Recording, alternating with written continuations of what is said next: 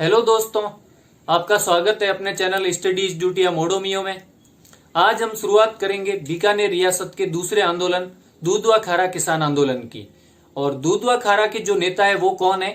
अपने हनुमान सिंह जी, जो इस आंदोलन के नेता है। तो आज हम उसकी शुरुआत करेंगे और ये दूधवा खारा वर्तमान में चूरू में पड़ता है।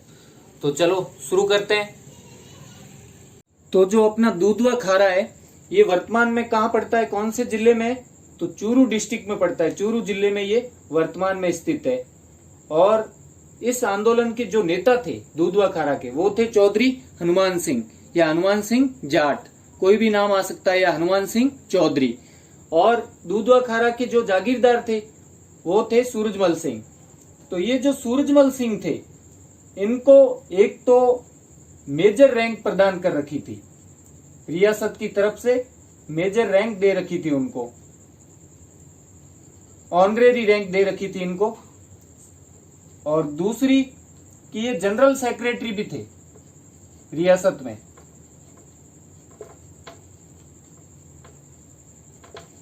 तो इस वजह से इनकी काफी पहुंच थी, मतलब रियासत में इनका काफी सम्मान था और राजा के आगे भी इनकी मतलब एक तरह से पहुंच थोड़ी ज्यादा थी।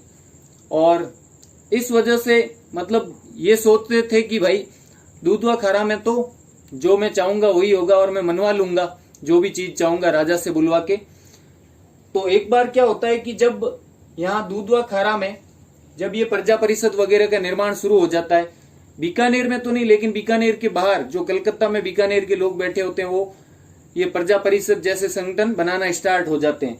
तो जब दूधवा खारा के लोग जो चौधरी हनुमान सिंह वगैरह है और इनके साथ वाले जो किसान थे, वो जब प्रजा परिषद में शामिल होना शुरू होते हैं, प्रजा परिषद वाले नेताओं के संपर्क में आते हैं, गांव में दूधवा खारा जो ठिकाना था इसमें जब प्रजा परिषद का नाम आता है तो एक तरह से प्रजा परिषद का निर्माण ही हुआ, क्योंकि यहाँ के लोग प्रजा परिषद के सदस्य के तौर पे शामिल होना शुरू हो रहे थे। तो प्रजा परिषद प्लस एक फंड का निर्माण भी हो रहा था, कस्तूरबा फंड, जो मतलब आम जनता के हितों के लिए और किसानों के हितों के लिए ये जो प्रजा परिषद जैसे संगठन थे ये बना रहे थे, ताकि हम कोई भी आंदोलन करें या कोई विरोध करें तो हमारे को निधि की आवश्यकता होगी, उसके लिए कस्तूरबा फंड। इन दो चीजों का जब निर्माण हुआ तो इनके निर्माण को, इन दो चीजों का जब निर्माण हुआ तो इनके निर्माण को राजा ने किस तौर पे लिया? व्यक्तिगत, सॉरी राजा ने नहीं, जागीरदार ने किस तौर पे लिया? व्यक्तिगत बेइज्जती के तौर पे, कि मेरे ही ठिकाने में, मैं तो मेजर हूं, जनरल सेक्रेटरी हूं, मतलब मेरा इतना रुतबा है कि रियासत में भी मेरी मतलब एक ऊंची रैंक आती है, और मेरे ही ठिकाने में क्या हो रहा है कि ऐसे प्रजा परिषद और कस्तूरबा फंड का निर्माण हो रहा है। तो उसने व्यक्तिगत बेइज्जती के तौर पे लिया इस चीज को, इन दोनों के निर्माण को व्यक्तिगत बेइज्जती माना। और इस वजह से जागीरदार सूरजमल सिंह क्या करता है कि जो आईजी पुलिस होता है, पुलिस में जो आईजी होता है उस वक्त बीकानेर का, तो उसकी सहायता मांगता है, उसको कन्विंस करता है कि मुझे 500 पुलिस वाले चाहिए और गांव में रेड डलवानी है। तो जो inspector general of police, IG police जिसको बोलते हैं, एक बार थोड़ा सा मिटा देता हूं मैं, तो ये समझ में आ गया कि प्रजा परिषद और कस्तूरबा फंड का जो निर्माण हो रहा था उसकी वजह से ये जागीरदार गुस्सा हुआ, उसने व्यक्तिगत बेइज्जती माना इसको। और इस वजह से जागीरदार ने क्या किया? आईजी को कन्विंस किया, आईजी को अपने पक्ष में लिया, आईजीपी या आईजी पुलिस लिख दो, और इनसे 500 पुलिस वाले ले लिए।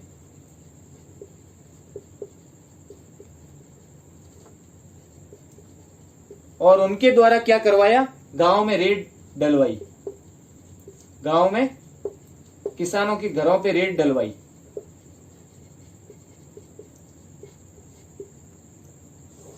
और किसानों को घरों से बाहर निकालने लगे। तो इनकी सहायता ली इन्होंने।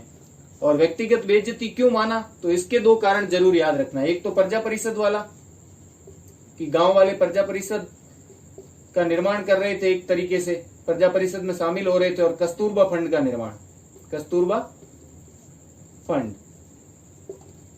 तो इस वजह से उसने पुलिस वालों को बुलवा के गांव में रेड डलवा दी।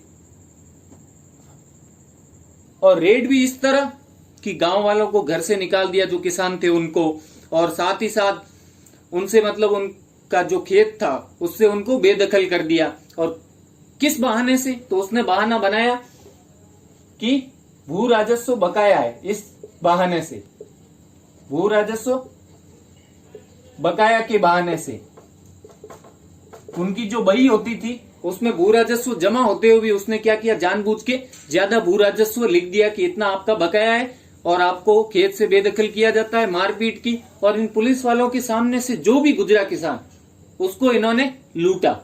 और साथ ही साथ एक काम और किया इन्होंने कि जो हनुमान सिंह थे उनके घर के बाहर इन्होंने 50 पुलिस वाले बिठा दिए। तो हनुमान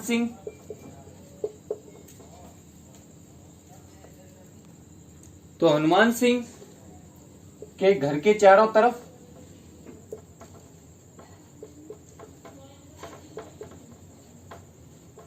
50 पुलिस वाले बिठा दिए इन्होंने लाके। और किस वजह से? इन्होंने बोला गांव में शांति और सुरक्षा रहनी चाहिए, उस वजह से हम बिठा रहे हैं, शांति और सुरक्षा के नाम पे। इसमें ये बहाना ढूंढ लिया कि हमने चौकी बनाई है एक तरह से, शांति और सुरक्षा के नाम पर। और अब आगे क्या होता है कि हनुमान सिंह इस अत्याचार को सहन नहीं कर पाते और कसम खाते हैं कि भाई या तो लड़ेंगे या मरेंगे। और इस वजह से हनुमान सिंह बाद में ऐसे मुख्य तो 3 बार गिरफ्तार होते हैं। वैसे तो कई बार उनको पुलिस पकड़कर ले जाती है, वापस लाती है, लेकिन मुख्य तो 3 बार हुए थे। तो वो हम देख लेते हैं।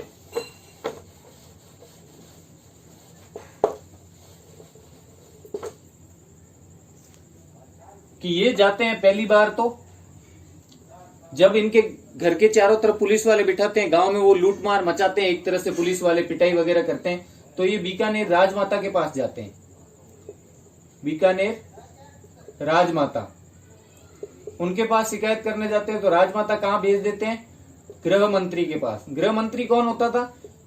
मैंने आपको पहले भी कई वीडियोज में बताया है कि राज्य की एक काउंसिल होती थी, राज्य परिषद, और उसी की सहायता से राजा शासन चलाता था। तो उसमें अलग अलग सदस्य होते थे, जो गृह सदस्य होता था उसके पास भेज देते हैं। और गृह मंत्री इनको क्या करता है, इनके साथ 50 किसान भी जाते हैं। इस वक्त साथ में कौन जाते हैं? 50 किसान। हनुमान सिंह अकेले नहीं जाते।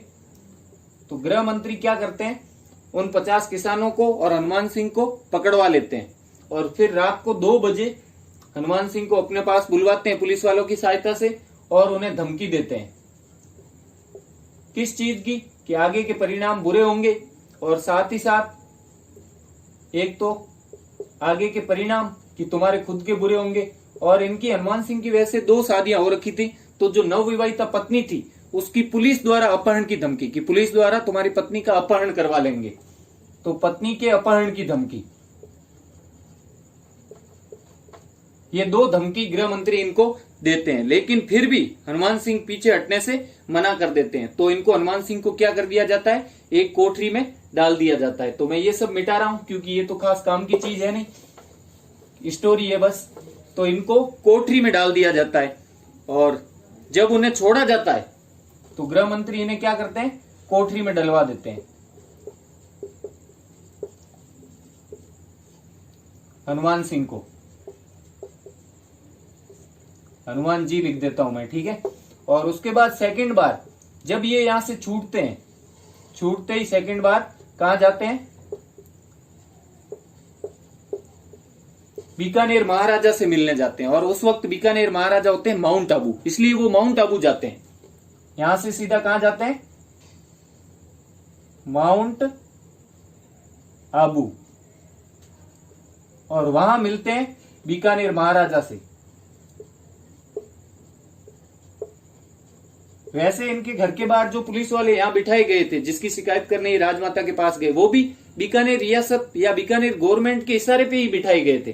फिर भी इन्हें लगता है कि भाई महाराजा हेल्प करेंगे, ये तो ये सोचते थे कि जागीरदार अत्याचार कर रहा है। तो बीकानेर महाराजा क्या करते हैं? कुछ हेल्प तो करते नहीं और इशारा देकर मतलब पिटवा देते हैं। दोबारा भी इनके इशारे पे इनकी क्या होती है?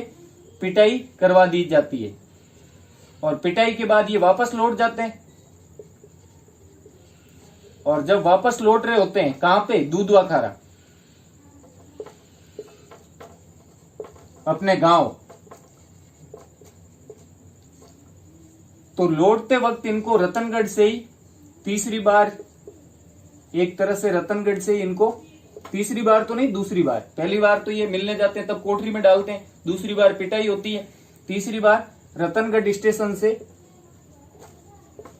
इनको गिरफ्तार कर लेते हैं। वैसे तो बुलाते हैं बीकानेर बहाने से और वहां गिरफ्तार कर लेते हैं। रतनगढ़ स्टेशन पे इनको पुलिस वाले मिलते हैं कि बीकानेर आपको बुलाया है, और वहां इनको गिरफ्तार कर लेते हैं।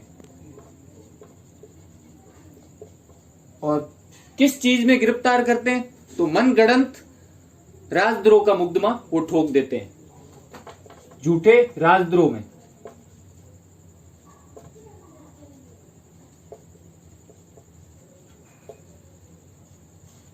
जबकि हनुमान सिंह ने ऐसा तो कोई राजद्रोह नहीं किया, तो वो बोलते हैं मैंने ऐसा क्या मतलब गुनाह किया है जो आप राजद्रोह का मुकदमा ठोक रहे हो। तो इस वजह से उन्होंने क्या किया, 50 दिन अनशन कर दिया, अनशन पे बैठे रहे 50 दिन, कुछ नहीं खाया। और उनका 50 दिन ट्रायल भी चला था, तो जब तक उनका ट्रायल चला तब तक उनका अनशन था। इन 50 दिन क्या चल रहा था, उनका ट्रायल। तो पूरे ट्रायल के दौरान वो क्या रहे, भूखे रहे। और आप सोच सकते हो कि जब तक ये ट्रायल चला ना, इन पे केस चला ना, एक तरह से कार्यवाही, तब तक इन्होंने उपवास रखा। तो इनकी ये हालत हो गई कि इनको स्ट्रेचर पे राजा के सामने लाया गया। जिस दिन इनको सजा सुनाई जानी थी तो स्ट्रेचर पर लिटा के इनको लाए थे, और राजा ने फिर इनको 5 साल की सजा सुना दी। तो इसके बाद इनको कितने साल की, 5 साल की कैद,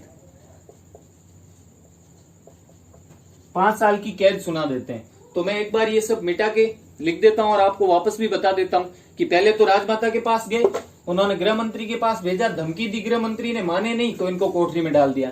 जब वहां से छूटे तो बीकानेर महाराजा से मिलने कहां गए, माउंट आबू, और माउंट आबू में उनकी पिटाई उनकी की जाती है, उनको वापस भेज दिया जाता है। तो जब वो वापस लौट रहे होते हैं दूधवा खारा, तो उनको वापस से बीकानेर बुला के गिरफ्तार कर लेते हैं रतनगढ़ स्टेशन से ही। और फिर मुकदमा क्या ठोकते हैं, झूठे राजद्रोह का। तो पहला तो उनको जब गृह मंत्री या राजमाता से मिलने गए, गृह मंत्री, तब कोठरी में डाला। दूसरा कि राजा से मिलने गए तब तो पिटाई हुई, सजा तो नहीं हुई, कैद वैद में तो नहीं डाला, लेकिन जैसे ही राजा से मिलके, तो एक तो इनको कोठरी में यहां डाला, और तीसरा यहां जब वापस लौट रहे थे दूधवा खाड़ा, तब इनको झूठे राजद्रोह के मुकदमे में 5 साल की फिर कैद सुना देते हैं। 50 दिन ट्रायल चलता है और 5 साल की सजा। और इस वक्त ही वो उपवास रखते हैं पूरे ट्रायल के दौरान। तो 5 साल की सजा तो सुनाते हैं राजा, लेकिन उनको एक शर्त भी बोलते हैं कि अगर तुम एक काम कर दो तो तुम्हारी सजा हम माफ कर देंगे। वो काम क्या होता है कि तुम गांधी जी को ये तार कर दो, टेलीग्राम भेज दो कि जो बीकानेर का राजा है वो बहुत भला आदमी है, बहुत अच्छा है, ऐसा लिख के भेज दो गांधी जी के सामने। लेकिन हनुमान सिंह जी वो भी मना कर देते हैं। तो ये चीज लिख देता हूं मैं कि सजा माफ कर देंगे, गांधी जी को तार कर दो। और उसमें क्या लिखना है कि बीकानेर महाराजा भले हैं, बीकानेर राजा भले आदमी हैं। लेकिन हनुमान सिंह मना कर देते हैं। लेकिन फिर भी अब उनको 5 साल की सजा तो देनी होती है, लेकिन स्ट्रेचर पे लाते हैं तो वो बहुत कमजोर होते हैं कि अगर इनको अब कैद में डाला तो ये मर जाएगा आदमी। तो इस वजह से राजा की मजबूरी होती है और उनको डॉक्टर के पास भेज देते हैं कि भाई डॉक्टर के पास इसका इलाज कराओ, फिर इसको कुछ देखेंगे, इसका कुछ करेंगे, ये 5 साल की कैद का। तो इस वजह से उनको डॉक्टर के पास भेज दिया जाता है। तो डॉक्टर के पास भेजने की वजह से ही ये एक तरह से छूट जाते हैं, इससे, इस सजा से बच जाते हैं। और फिर बीकानेर महाराजा क्या करते हैं, राजा इनको बाद में एक ऑफर देते हैं इस 5 साल की सजा के बाद में। ये जो सजा होती है, क्योंकि लौट रहे होते हैं तभी तो गिरफ्तार करते हैं, राजा से मिलके लौट रहे होते हैं तब। ये दोनों एक ही चीज है, एक साथ में ही है, ठीक है। और बाद में ऑफर देते हैं 100 मुरब्बे का, कि 100 मुरब्बा जमीन दे देंगे तुम्हारे को। मुरब्बा क्या होता है, जो नहर के किनारे जमीन होती थी ना, वो मुरब्बों के अनुसार मेजर की जाती थी, बांटी जाती थी। 1 मुरब्बा दे दो, 2 मुरब्बा। तो इनको बोला कि तुम्हारे को 100 मुरब्बा हम दे देंगे, तुम किनारे हो जाओ। लेकिन हनुमान सिंह साफ बोल देते हैं कि मुझे इज्जत के साथ दूधवा खरा में रहना मंजूर है, लेकिन ऐसे 100 मुरब्बे लेके मुझे कहीं और जाना मंजूर नहीं है। तो इन 100 मुरब्बे का ऑफर भी वो ठुकरा देते हैं। और इसी वजह से बाद में ये ऑफर ठुकराने के कारण ही, इस सजा के बाद ही इनको 100 मुरब्बे का ऑफर होता है। और जब ये ऑफर ठुकरा देते हैं तो बाद में एक सम्मेलन होता है, एक सत्र आयोजित होता है उदयपुर में। अपने जो देसी राज्य लोक परिषद थी उसका एक सत्र आयोजित किया जाता है, और उस सत्र की जो अध्यक्षता कर रहे होते हैं वो अपने जवाहरलाल जी नेहरू कर रहे होते हैं।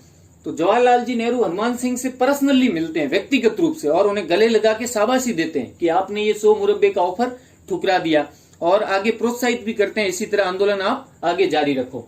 तो देसी राज्य लोक परिषद का की शाबाशी किसने दी थी, और कि बीकानेर के दूधवा खारा आंदोलन में किसने शाबाशी दी थी हनुमान सिंह को, तो जवाहरलाल नेहरू ने। देसी राज्य लोक परिषद के सत्र में, परिषद का सत्र, और कहां आयोजित हुआ था ये, उदयपुर में।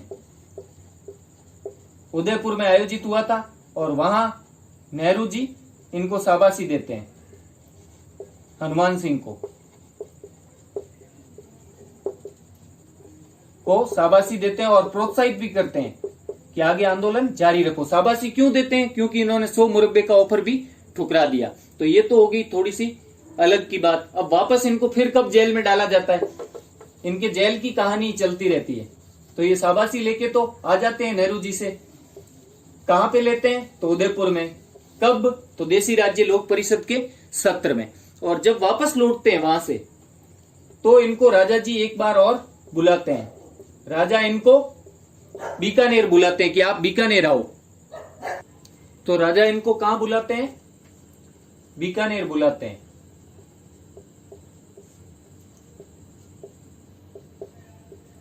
लेकिन ये तार भेज के मना कर देते हैं कि मैं नहीं आऊंगा बीकानेर। उन्हें पता होता है कि पकड़ लेंगे, बस यही काम बचा है। तो तार भेज के इनको मना कर देते हैं कि मैं बीकानेर नहीं आऊंगा। तब राजा 500 घुड़सवार भेजते हैं इनको गिरफ्तार करने।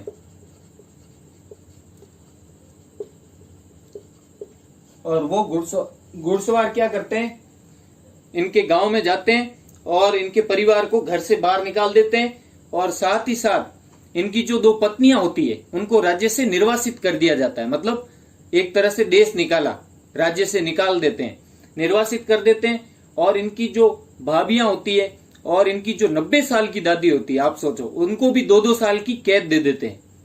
तो घुड़सवार क्या करते हैं, इनकी दादी को और इनकी भाभियों को 2-2 साल की कैद, इनको घर से निकाल देते हैं, खेत वगैरह छीन लेते हैं, और साथ ही साथ 90 साल की दादी और भाभियों को 2 साल की कैद, और प्लस अनूपगढ़ से इन खुद को भी गिरफ्तार कर लेते हैं। तो ये 500 घुड़सवार इनको अब अगली सजा इनकी आप देखो यहां पे।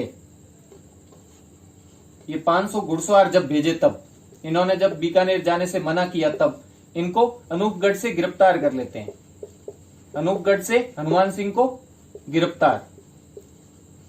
अब जब गिरफ्तार करते हैं तो उस दौरान भी ये अनाज खाने से मना कर देते हैं कि मैं खाना नहीं खाऊंगा, सिर्फ 1 कप दूध पे जिंदा रहते हैं। और यहां तक कि उनकी कोठरी में वो रात को सांप भी फेंक देते हैं, जो पुलिस वाले वगैरह होते हैं वो सांप भी फेंक देते हैं आए दिन, और इनको जगाते रहते, रात को सोने नहीं देते। तो 10 महीने की जेल के दौरान इन्होंने 65 दिन की भूख हड़ताल की, वहां भी 65 दिन उपवास किया।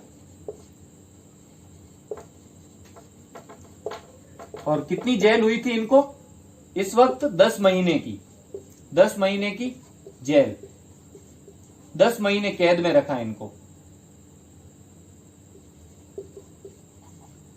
10 महीने तक इनको पकड़ के रखा, 10 महीने की सजा दी एक तरह से, अनूपगढ़ से जब इनको गिरफ्तार किया। और यहां तक ये मतलब इनकी ये हालत हो गई थी, 65 दिन की भूख हड़ताल, और 7 दिन तो इन्होंने पानी तक नहीं पिया था, और ये 10 घंटे तक बेहोश रहे थे इस वक्त। तो देखो, पहले तो राजमाता के पास गए, कोठरी में डलवाया, राजा से मिले तो पिटाई करके वापस लौट रहे थे जब, तो दूधवा खारा से गिरफ्तार किया, 5 साल की सजा सुनाई, 50 दिन का ट्रायल चला के। लेकिन बीमार ज्यादा थे तो डॉक्टर के पास भेज दिया। फिर ये लोक परिषद के उस सत्र में गए, जवाहरलाल नेहरू जी ने इनको शाबाशी दी। वापस जब लौटे तो राजा ने इनको फिर बीकानेर बुलाया, नहीं गए, 500 घुड़सवार भेजे, अनूपगढ़ से इनको गिरफ्तार कर लिया और इनकी जो घरवाले थे उनको भी निकाल दिया, पत्नियों को निर्वासित किया, 90 साल की दादी और भाभियों को भी 2-2 साल की कैद सुना दी। अब इन परिस्थितियों में फिर उन्हें जब ये बहुत लास्ट में जब पानी तक नहीं पीते, बेहोश रहते हैं, तो इनको जेल से छोड़ दिया जाता है एक बार के लिए, क्योंकि अब भाई आदमी मर जाएगा, तो इस वजह से वो छोड़ देते हैं, क्योंकि जब एक मृत्यु हो जाएगी तो आंदोलन और ज्यादा भड़केगा। राजा ये बात समझता था अच्छी तरीके से, तो इस वजह से इनको बाद में 10 महीने के बाद छोड़ दिया जाता है। लेकिन जब वापस 1947 में यह आंदोलन और जोर पकड़ता है, ये सब 1942 वगैरह की बातें हैं, ये जब चल रहा था दूधवा खारा, तो 1942 वैसे 42 में हनुमान सिंह ने नौकरी छोड़ी थी, तो 44 में पूरे उफान पे था ये आंदोलन। तो आपको पूछे दूधवा खारा कब हुआ, तो आपको 44 लिखना है। 42 में उन्होंने नौकरी छोड़ी, थोड़ा बहुत विरोध शुरू किया, 44 में ये आंदोलन चल रहा था दूधवा खारा। और 1947 में जब इनको छोड़ दिया जाता है 10 महीने की कैद के बाद, तो एक बार थोड़ा सा ठंडा पड़ जाते हैं आंदोलन वगैरह, लेकिन 1947 में जब प्रजामंडल वगैरह सपोर्ट करने लग जाते हैं, तब ये आंदोलन में फिर से एक तरह से भाग लेने लगते हैं। तो 1947 में जो आंदोलन होता है वो पूर्ण उछाल पर होता है। तो उस वक्त जो रियासत है वो क्या करती है, किसानों को पकड़ पकड़ के पंजाब के जंगलों में छोड़ रही होती है। ऐसी स्थिति हो जाती है, किसानों को पकड़ते हैं बीकानेर से ले जाके और पंजाब के जंगलों में इनको छोड़ दिया जाता है। तो उस वक्त क्या होता है कि हनुमान सिंह को भी 1500 सैनिक घेर लेते हैं और रामगढ़ के जो रामगढ़ होता है उसमें इनको 1 वर्ष तक बंदी बना के रखा जाता है एक तरह से। तो हनुमान सिंह को भी, बाकी किसानों को तो पकड़ पकड़ के जंगल में छोड़ रहे होते हैं, लेकिन हनुमान सिंह को भी क्या करते हैं, 1500 सैनिक या पुलिस वाले घेर लेते हैं और कहां कैद कर लेते हैं, कहां बंदी बना लेते हैं, रामगढ़ में इनको बंदी बना लेते हैं। और वहां भी ये कौन से चुप बैठने वाले थे, वहां भी इन्होंने क्या किया, भूख हड़ताल पे बैठ गए पूरी तरीके से। और उसके बाद तो 1947 में देश आजादी हो गया था, तो इनकी पत्नियों वगैरह को भी वापस राज्य में आने की इजाजत मिल जाती है, मतलब उनको भी एक तरह से पूरी नजर रख रखी होती है, बंदी बना रखा होता, तो उनको भी छोड़ देते हैं और हनुमान सिंह को भी छोड़ देते हैं। तो हनुमान सिंह, कई लोग बोलते हैं 3 बार गिरफ्तार हुए, तो अपने को वो संख्या याद नहीं रखनी, क्योंकि गिरफ्तार तो कई बार उनको किया गया, ऐसे पकड़े छोड़े जाते, पकड़े छोड़े, ऐसा चलता रहता था। लेकिन मेनली जो उनको बंदी बना के रखा गया, तो वो अपन ने ये देख लिया था कि पहले जब गए तो राजमाता के पास कोठरी में डाला, फिर दोबारा कब पकड़ा, जब वापस लौट रहे थे तो उनको 5 साल की सजा थी, लेकिन वो हुई नहीं थी क्योंकि बीमार ज्यादा थे, तो छोड़ दिया। फिर वापस जब राजा ने बुलाया तब नहीं आए थे ना, तब उनको बंद रखा गया 10 महीने पकड़ के अनूपगढ़ से। और उसके बाद सीधा जब 1947 में आंदोलन वापस पूर्ण उछाल पे आया, तब उनको रामगढ़ में बंदी बना के रखा गया और बाद में देश आजाद हुआ तो इनको भी छोड़ दिया गया। अब इस आंदोलन में 1947 में जब उछाल आया तो वो प्रजामंडल के सहयोग से आया, तो प्रजा परिषद की इसमें क्या भूमिका थी, अपन थोड़ा सा वो देख लेते हैं। तो 1947 वाला जो ये वापस आंदोलन स्टार्ट हुआ था ना, इसमें मेनली प्रजा परिषद की ही भूमिका थी, क्योंकि हनुमान सिंह ने विरोध तो 1942 से थोड़ा बहुत शुरू कर दिया था और 1944 का जो मेनली आंदोलन था वो हनुमान सिंह द्वारा था। बाद में 1947 में जो आंदोलन का नेतृत्व है वो प्रजा परिषद, और प्रजा परिषद में किन नेताओं ने किया वो अपन इसमें देख लेते हैं। ये इसमें इंपॉर्टेंट क्वेश्चंस कुछ बनेंगे। वैसे प्रजा परिषद का अपन अलग से योगदान पढ़ेंगे पूरे बीकानेर आंदोलन में, तो उसमें इक्का दुक्का बातें आएगी, लेकिन यहाँ पे जो दूधवा खारा में मेनली इनका नाम हनुमान सिंह के नाम के साथ 1-2 नाम और आते हैं, उनके क्वेश्चंस जरूर पूछे जाते हैं। तो प्रजा परिषद में किसके नेतृत्व में, तो वैद्य मग्गाराम के नेतृत्व में, वैद्य मग्गाराम के नेतृत्व में। तो एक क्वेश्चन तो ये बन गया, दूधवा खारा आंदोलन में प्रजा परिषद के कौन से नेता का नेतृत्व शामिल था या नेतृत्व था, तो वैद्य मग्गाराम का। अब इनके अलावा कौन कौन से नेता थे, तो उनके अलावा जो नेता थे उनके नाम है केदारनाथ और एक जिन्होंने बीकानेर में प्रजा परिषद की स्थापना की, रघुवर दयाल गोयल। ये वकील थे एक तरह से, इन्होंने ही बीकानेर षड्यंत्र केस हुआ था एक, जो अपन आगे पढ़ेंगे प्रजा परिषद में, उनका केस लड़ा था इन्होंने, रघुवर दयाल गोयल ने। तो रघुवर दयाल गोयल प्लस अपने किसानों के बहुत बड़े नेता कुंभाराम आर्य, इनका नाम तो सुना होगा कई लोगों ने, कुंभाराम आर्य प्लस घासीराम चौधरी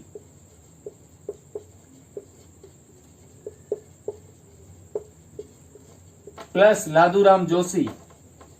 ऐसे तो कई नाम है, जो मेनली है वो ऊपर वाले ही है, 3 नाम ये, केदारनाथ, रघुवर दयाल गोयल, कुंभाराम आर्य, और एक सरदार हरि सिंह भी थे, चौधरी या सरदार हरि सिंह या सरदार हरि सिंह जाट।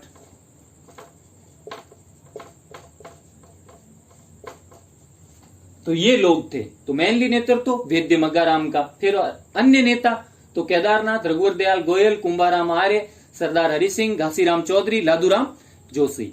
तो क्वेश्चन जो बनेगा वो वैद्य मग्गाराम का ही बनेगा, ठीक है, क्योंकि ये बाकी प्रजा परिषद ने तो बहुत सारे किसान आंदोलनों को सपोर्ट किया था, तो ये तो उनके साथ भी थे, लेकिन दूधवा खारा में महत्वपूर्ण भूमिका वैद्य मग्गाराम की थी।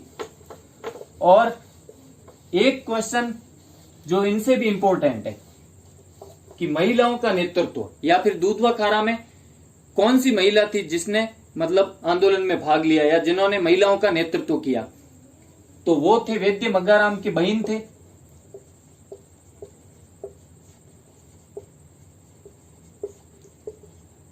खेतू देवी। ये नाम आप जरूर याद रखना, कई बार ये नाम पूछा गया है और पूछ भी लेते हैं। तो दूधवा खारा किसान आंदोलन में कौन सी महिला का योगदान था, तो खेतू देवी जी का योगदान इसमें था। कौन थे वो? वैद्य मग्गाराम के सिस्टर थे, बहन थे। इसके अलावा वैद्य मग्गाराम से संबंधित क्या क्वेश्चंस बन सकता है, तो एक अलवर से कुछ पैम्पलेट्स प्रकाशित हुए थे, अलवर से पैम्पलेट प्रकाशित करवाए गए, और वो पैम्पलेट वैद्य मग्गाराम ने बांटे बीकानेर में,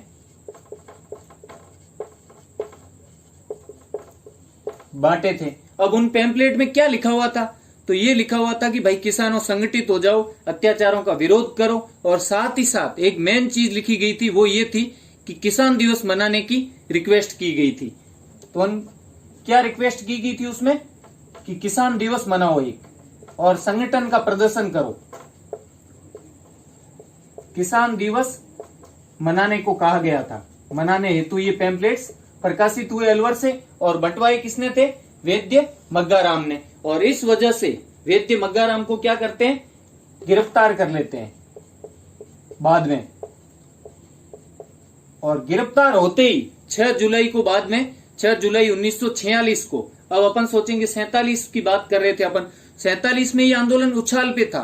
वास्तव में तो ये आंदोलन जब हनुमान सिंह ने शुरू किया तो विरोध 42 में ही शुरू हो गया। मेनली हनुमान सिंह वाला आंदोलन 44 में मतलब जोरों शोरों पर था एक तरह से, और बाद में 46 मतलब जब 45-46 में प्रजा परिषद एक तरह से विरोध करना स्टार्ट हो गई, हनुमान सिंह का सपोर्ट करने लग गई, और 47 में वापस ये उछाल पे आ गया। तो सन तो आपको एक यही याद रखना है, और एक डेट याद रखनी है, वो है जब वैद्य मग्गाराम को पैम्पलेट बांटने के कारण गिरफ्तार कर लिया गया। तो 6 जुलाई 1946 को क्या मनाया गया? किसान दिवस।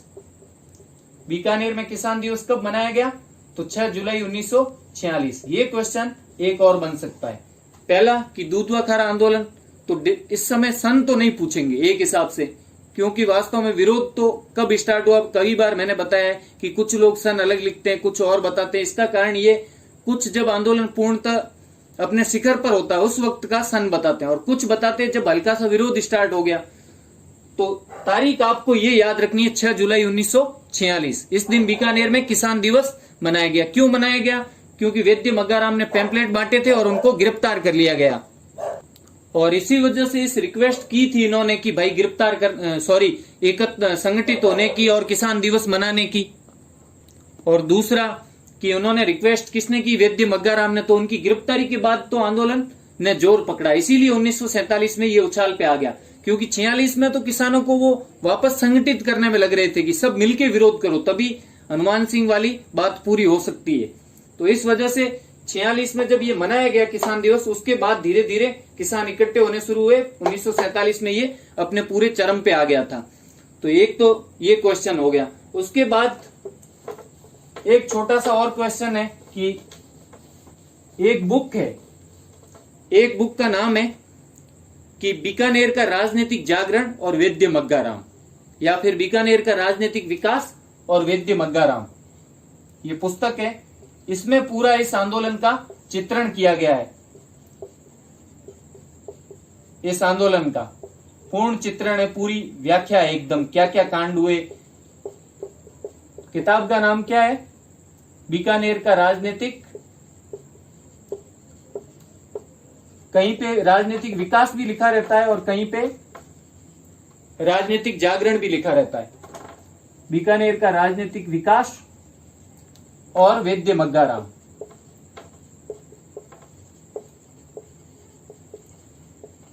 मैंने जहां ये बुक पढ़ी थी उसमें तो यही लिखा था बीकानेर का राजनीतिक विकास, लेकिन कई की क्वेश्चंस वगैरह में लिखा रहता बीकानेर का राजनीतिक जागरण और वैद्य मग्गाराम।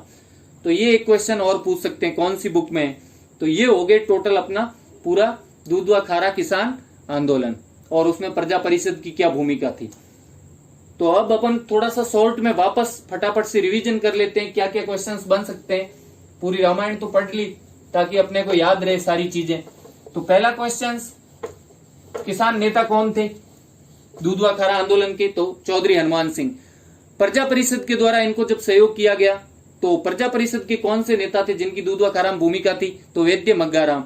महिलाओं का अगर नाम आए कि कौन सी महिला का पूर्ण योगदान था इसमें, तो खेतू देवी जी, जो वैद्य मग्गाराम के सिस्टर थे। और उसके अलावा कि किसान दिवस कब मनाया गया? तो 6 जुलाई 1946। पर्चे किसने बांटे थे? वैद्य मग्गाराम ने। कहां से प्रकाशित हुए थे वो पर्चे? अलवर से। किस चीज को लेके? किसान दिवस मनाने की रिक्वेस्ट की गई और किसानों को संगठित होने की। और हनुमान सिंह जी को बीच बीच में गिरफ्तार किया गया था, वो थोड़ा बहुत पूछ सकते हैं, वैसे इतना डीप में नहीं जाएंगे। ये 4-5 क्वेश्चंस ही बनेंगे इसमें। और अन्य नेता कौन से थे? तो इक्का दुक्का नाम है, रघुवर दयाल गोयल, केदारनाथ, कुंभाराम आर्य, मेनली यही है। बाकी सरदार हरि सिंह, घासीराम चौधरी और अपने जो लादूराम जी जोशी, ये वगैरह वगैरह। तो ये था अपना दूधवा खारा किसान आंदोलन। और सन के बारे में टेंशन मत लो, क्योंकि 1942 में जब इन्होंने नौकरी छोड़ दी थी राज्य की, तब से इन्होंने विरोध हल्का सा स्टार्ट कर दिया था अत्याचारों का। लेकिन 44 में मेनली कई लोग इसका 44 सन मानते हैं।